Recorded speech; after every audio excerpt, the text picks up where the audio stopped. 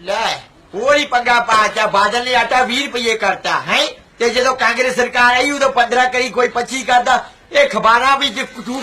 ਸਵਾਹ ਖਬਰਾਂ ਲਿਖਦੇ ਇਹਦੇ ਵਿੱਚ ਇਹ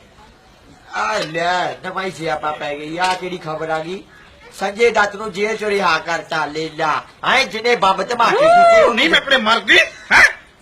ਤੜਕੇ ਵੇ ਖਾਣਾ ਪੀਣਾ ਨਹੀਂ ਕੋਈ ਮੂੰਹ ਨਹੀਂ ਧੋਣਾ ਆ ਮਾਂ ਨੂੰ ਅਖਬਾਰ ਲੈ ਕੇ ਬਹਿ ਗਿਆ ਤੈਨੂੰ ਸ਼ਰਮ ਨਹੀਂ ਕਰਾਉਣੀ ਹੈ ਤੇ ਅਖਬਾਰ ਪੜਾ ਨਾ ਮੈਂ ਹੈ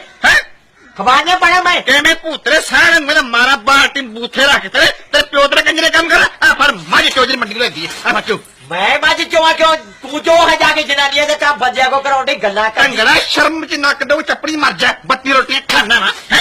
ਮੈਂ ਤੇ ਦੱਸਾਂ ਮੈਂ ਮੈਨੂੰ ਹੱਥ ਆ ਚੁੱਕੀ ਮੈਂ ਤੇ ਦੱਸਾਂ ਮੇਰੀ ਦੂਰ ਦੂਰ ਤੱਕ ਬੜੀ ਚੱਲਦੀ ਮੱਝ ਚੋ ਓਹੋ ਤੇਰੀ ਚੱਲਣ ਚ ਤਮਜ ਚੋ ਚੋਲੇ ਨਾ ਕਹ ਪਿਆਰ ਨਾ ਕਹਿਣਾ ਪਿਆਰ ਨਾ ਕੋ ਮੱਝ ਚੋ ਜੀ ਮੈਂ ਕਹਿੰਦੀ ਚੋਲੋ ਮੱਝ ਕਾਲੇ ਮੂੰਹ ਵਾਲਿਓ ਖਬਰਦਾਰ ਜੋ ਗਾਲ ਕੱਢੀ ਦੇ ਕਾਲੇ ਮੂੰਹ ਵਾਲਾ ਕਹਿ ਰਹੀ ਹੈ ਮੱਝ ਚੋਲਾ ਹੈ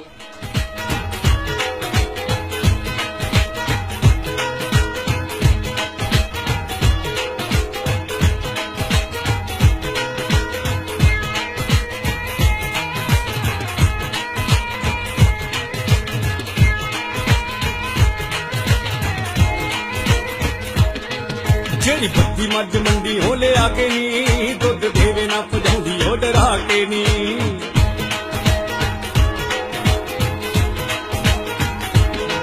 ਜਿਹੜੀ ਬੱਤੀ ਮੱਝ ਮੰਡੀ ਉਹ ਲਿਆ ਕੇ ਨੀ ਦੁੱਧ ਦੇਵੇ ਨਾ ਭਜਾਉਂਦੀ ਉਹ ਡਰਾ ਕੇ ਨੀ